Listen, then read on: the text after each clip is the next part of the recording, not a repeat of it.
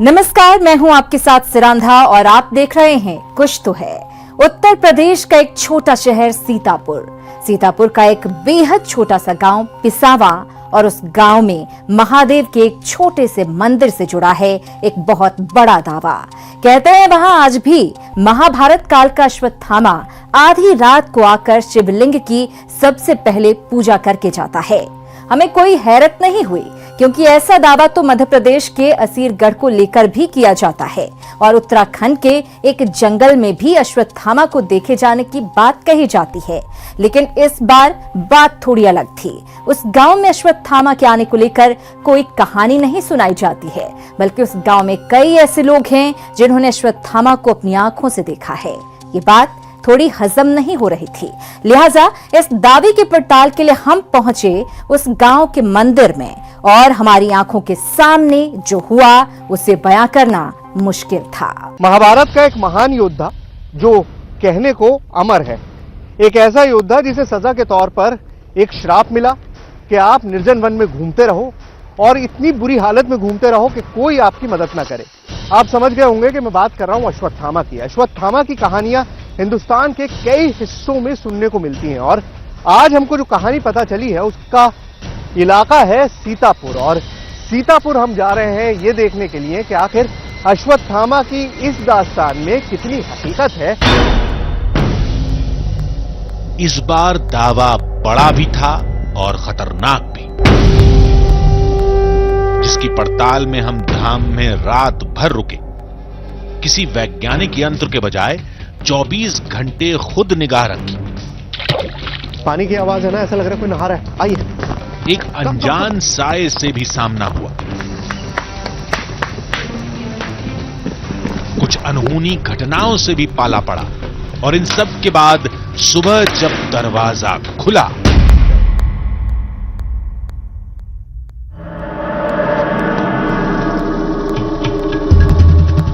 इससे आगे जानने के लिए आपको कहानी शुरू से देखनी होगी, यानी सीतापुर के सफर की शुरुआत से।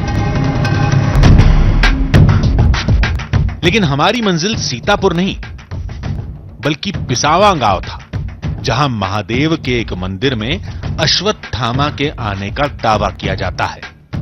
उस जगह से खौफ की एक नहीं कई कहानियां जुड़ती हैं। गांव में पहुंचकर हमने सबसे पहले उस स्थानीय पत्रकार से मुलाकात की जिसकी खबर हमें यहां तक खींच लाई थी।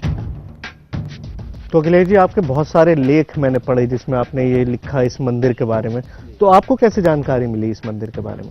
ये सर हम क्षेत्रीय हैं, तो हमको तो ये शुरू से पता है। जब से हम जानकार हुए हैं तब से लोगों को हम लोग का सबको पता ही है कि वहाँ पे कोई दैवी शक्ति आती है, पहले मूर्ति पूजा करती है, उसके सामने कोई और नहीं लगा सकता है। तो आप तो खुद पत्रकार हैं जी और सारा कुछ इन्फॉर्मेशन रखते हैं, तो आपको नहीं लगता कि ये बात मतलब अश्वत्थामा अब इस जमाने में कहाँ होगा? हमारे यहाँ एक पंडित जी थे विष्णुदत्त जी, वो पंडित जी वहाँ पढ़ते थे और योग्य पंडित थे। उन्होंने कहा कि हम पहले मूर्ति पूजेंगे, लेकिन वो नहाए तो पता चला कि वहाँ पे उनके पहले कोई नहाने लगा। तो जब वहाँ मंदिर पहुँचे तो मूर्ति पूजी हुई मिली और फिर उनको उठा के कोई किसी ने फेंक दिया या हवा लगी या किस तरह मतलब वहाँ गिर गए, तो उससे अपांगता हो गए, विकलांग हो गए और उसके बाद करीब 25-30 साल पूर्व उनकी मृत्यु हो गई।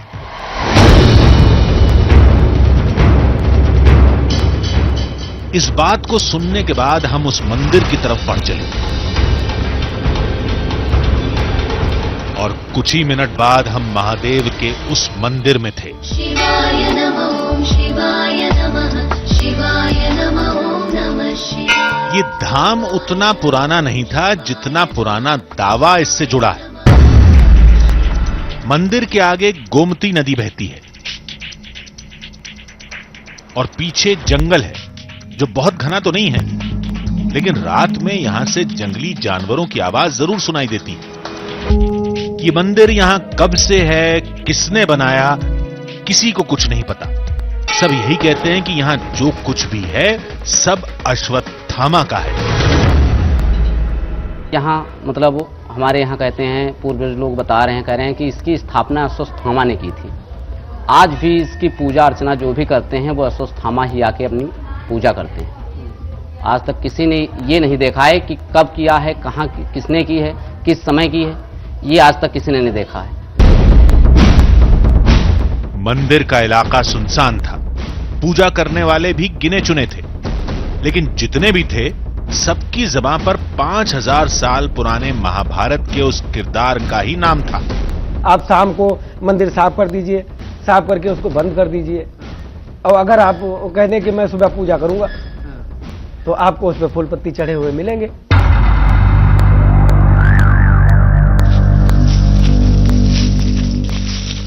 दावे के मुताबिक 12 बजते ही अश्वत्थामा जंगल के रास्ते आता है, गोमती नदी में डुबकी लगाता है, फिर मंदिर में शिवलिंग की सबसे पहले पूजा करके अचानक कहीं गायब हो जाता है। कहते हैं ये चमत्कार इस धाम में सदियों से हो रहा है, लेकिन आज तक किसी ने नहीं देखा। फिर हमने कहा कि जब देखा ही नहीं तो ये कैसे पता कि वो अश्वत्थामा ही है। ऐसा तो नहीं है कि कोई गांव वाला आ जाता हो, उधर मछुआरे हैं वो आ जाते हो नहीं, रात नहीं, में नहीं, नहीं, और नहीं, लगता हो कि अश्वत्थामा आ रहा है। नहीं नहीं, ये सब नहीं है, आते हैं, वो हैं, अमर है ना, अश्वत्थामा तो अमर है, आज भी अमर है, लेकिन वो पूजन करने यहाँ आते हैं, जरूर आते हैं। हाँ, ये तपोभूमि है, प्राचीन है।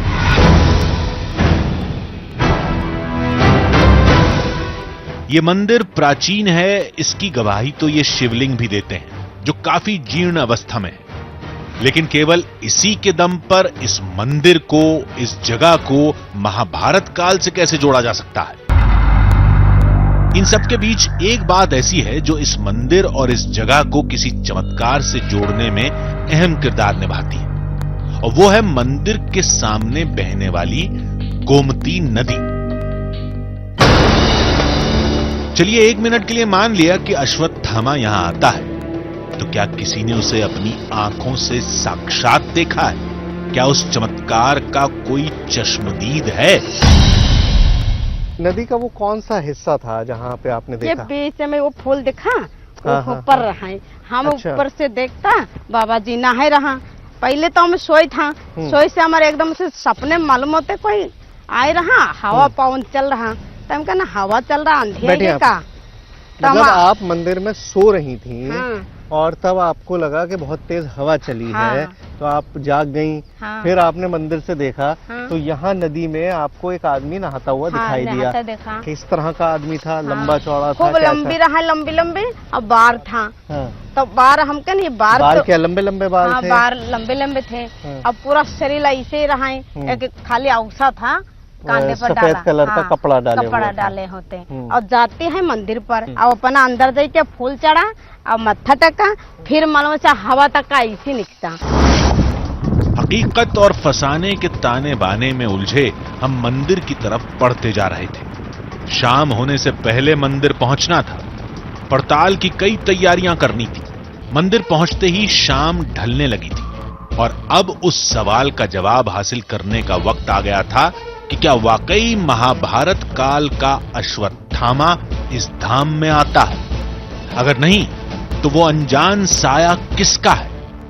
अगर दावा झूठा है, तो मंदिर में होने वाली मौत का राज क्या है?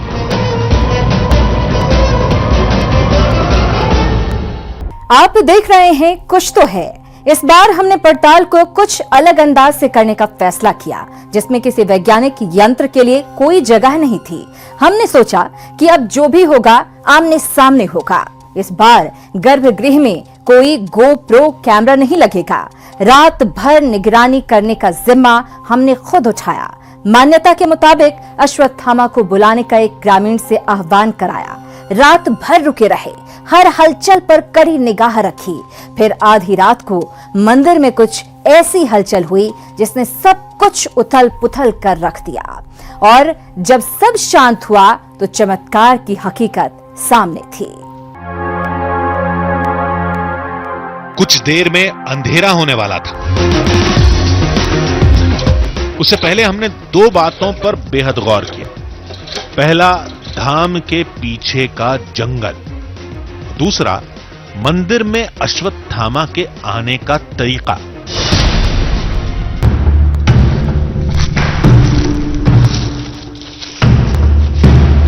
गांव वालों के मुताबिक अश्वत्थामा कभी-कभी जंगल की तरफ से भी आता है।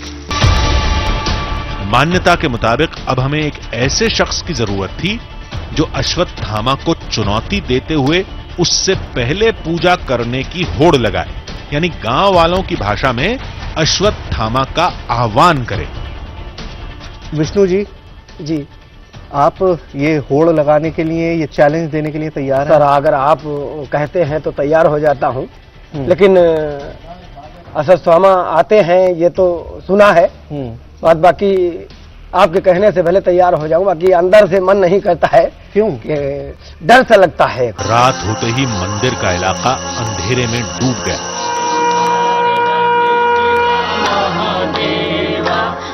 कुछ देर बाद धाम में शयन आरती होने लगी।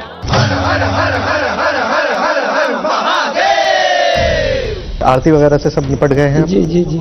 अच्छा, अब मैं चाहता ये हूं कि आप इनके सामने ही इसको पूरा साफ कर दीजिए, जिस तरह से आप कर देते हैं, मतलब वहां से पत्ती फूल सब हटा दीजिए, ताकि हम देख सकें उसके बाद कि यहाँ पर वाकई कुछ मिलेगा या नहीं मिलेगा।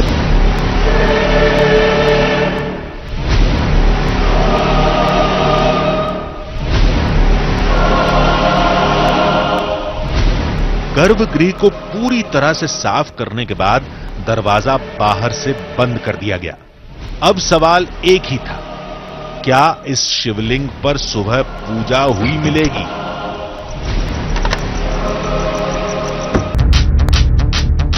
पुजारी के जाने के बाद हम काम में जुट गए।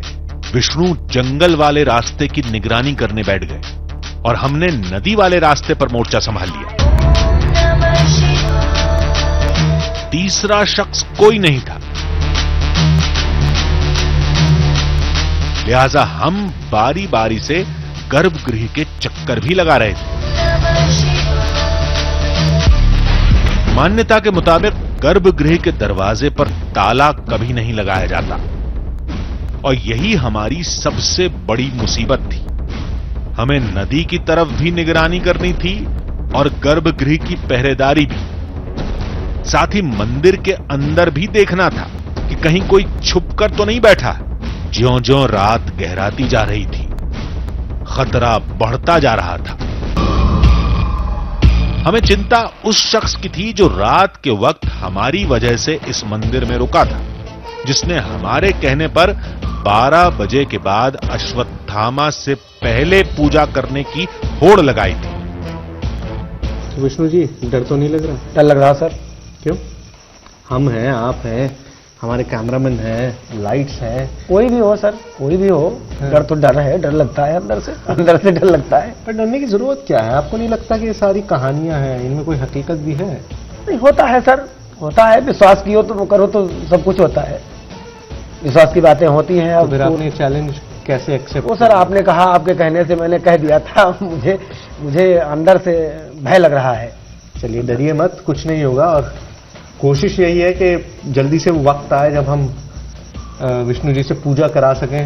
आप तैयारी तो आपने कर ही ली है, थाला आपका पूरा तैयार है, बस 12 बजने हैं। 12 बजने के 10 मिनट बाद हम लोग जाके अंदर पूजा कर देंगे और होपफुली हम ही सबसे पहले होंगे जी। तो डर जाहिर है, इट्स अ ह्यूमन इमोशन, एक इंसान के अंदर भय होता ही है। और खासतौर से जब आप ऐसी जगह हो जहां पर इतनी सारी मिस्ट्री हो, इतनी सारी बातें हो, ऐसे में डर होना स्वाभाविक है। लेकिन फिर भी विष्णु जी हमारे साथ हैं, तो बैठिए सर आप यहाँ पे, मैं इतने मंदिर का चक्कर लगाकर आता हूं। विष्णु हमारे सामने हंस जरूर रहे थे, लेकिन वो कितने डरे थे ये हमें पता था। तालमेल के साथ हम गर्भगृह से लेकर नदी तक और नदी से लेकर जंगल तक लगातार निगाह रखे हुए थे। कोई भी साया हमारी आंखों से बच नहीं सकता था।